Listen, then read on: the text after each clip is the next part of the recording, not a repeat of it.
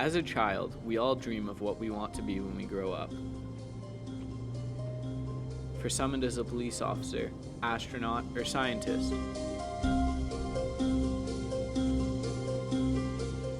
But for this aviation enthusiast, teaching people how to fly airplanes is his dream career.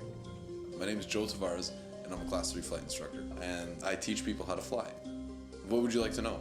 If a student's doing an air exercise, then I usually will have done a pre-flight ground briefing where I'll walk through everything we're going to do over the course of an hour or so. And on the day that we actually go to fly, we'll spend maybe 10-15 minutes going over what it is they can expect to do on the flight at hand, sort of the order that things will happen, what each of us is responsible for, safety considerations.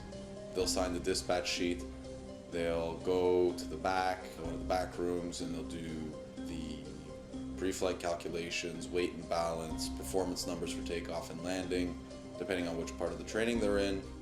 And they'll check the aircraft documents, make sure we're legal to fly.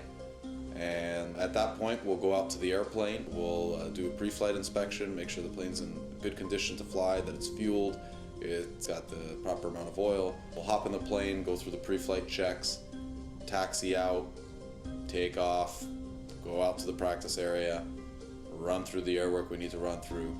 We'll come back, we'll land, we'll park the plane, tie it down, we'll have a quick debrief, go over what went well, what didn't go well, and what needs to be done going forward.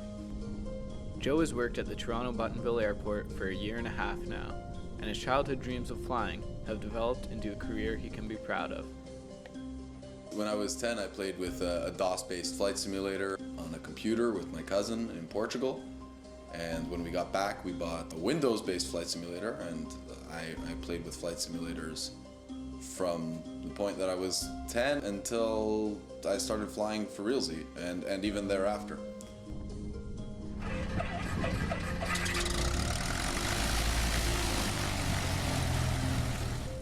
I've always been into aviation. A lot of kids want to be a pilot. I stuck through it. Parents helped me out, and now I fly airplanes. It's pretty wicked. You start from not being able to fly, or pretending to fly, or honing in the skills necessary to fly, or gathering an immense amount of practical knowledge with aerospace and aviation. And then you get an opportunity to fly.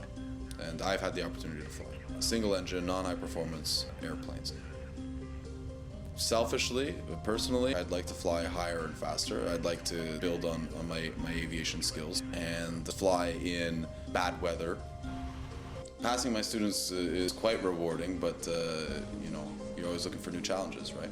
I think the best thing would be if I could put my skills to use to something that benefits society.